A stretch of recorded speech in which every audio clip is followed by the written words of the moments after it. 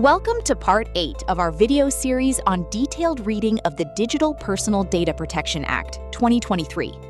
Please check the Part 1 to get an overview of the various chapters in the DPDP Act. Part 2 to Part 7 has detailed review of Chapters 1 to 6. In this video, we'll be reviewing Chapter 7 of the Act, covering its key sections and compliance structure. As discussed in the Part 1 video, the DPDP Act 2023 is organized into 9 comprehensive chapters, and scope of this video is Chapter 7, referred by the Act as Appeal and Alternate Dispute Resolution. Chapter 7, focusing on appeal and alternate dispute resolution, includes 4 sections. Appeals must be filed within 60 days to the Appellate Tribunal, with a target disposal time of 6 months.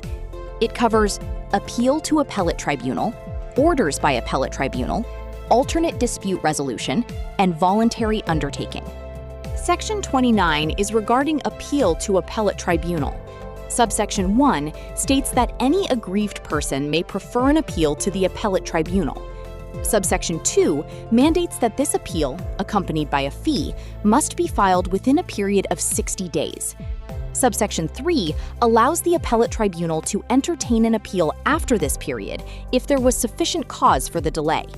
Continuing with Section 29, Subsection 4 says that the Appellate Tribunal may, after giving an opportunity of being heard, pass orders confirming, modifying, or setting aside the appealed order. Subsection 5 requires the Appellate Tribunal to send a copy of every order to the Board and the parties. Subsection 6 specifies that the appeal shall be dealt with expeditiously, aiming for disposal within 6 months. According to Subsection 7, if an appeal cannot be disposed of within 6 months, the Appellate Tribunal must record its reasons in writing. Subsection 8 states that the Appellate Tribunal shall deal with an appeal under this section in accordance with the prescribed procedure, in line with certain sections of the Tri-Act Act, 1997. Still continuing with Section 29, Subsection 9 mandates that appeals filed against the Appellate Tribunal's orders will be governed by Section 18 of the Tri-Act, 1997. Subsection 10 highlights the intent for the Appellate Tribunal to function as a digital office, handling appeals, hearings, and pronouncement of decisions digitally by design, as far as practicable. Section 30 is regarding orders passed by the Appellate Tribunal to be executable as decree. Subsection 1 establishes that an order passed by the Appellate Tribunal shall be executable as a decree of a civil court, granting the tribunal all the powers of a civil court for this purpose. Subsection 2 allows the Appellate Tribunal to transmit any order to a civil court with local jurisdiction for execution as a decree. Section 31 covers alternate dispute resolution. If the Board believes a complaint can be resolved by mediation, it may direct the parties to attempt dispute resolution through a mutually agreed-upon mediator, or as provided under any law in force in India.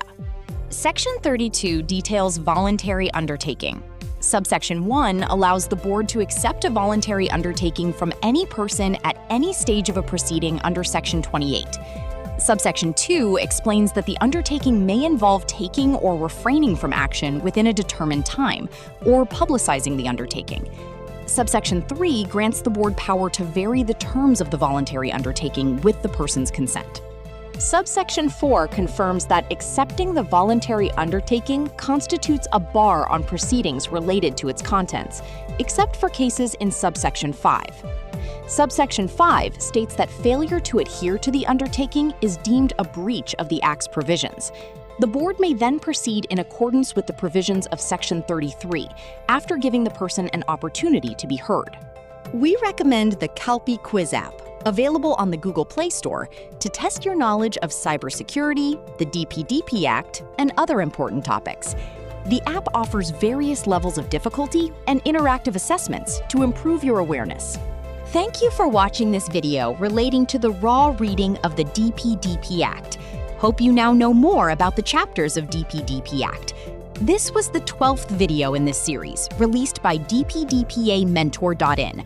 Please visit our YouTube channel, DPDPA Mentor, as well as our website, DPDPA-Mentor.in, regularly to check out other informative resources. Wishing you a successful DPDP Act implementation.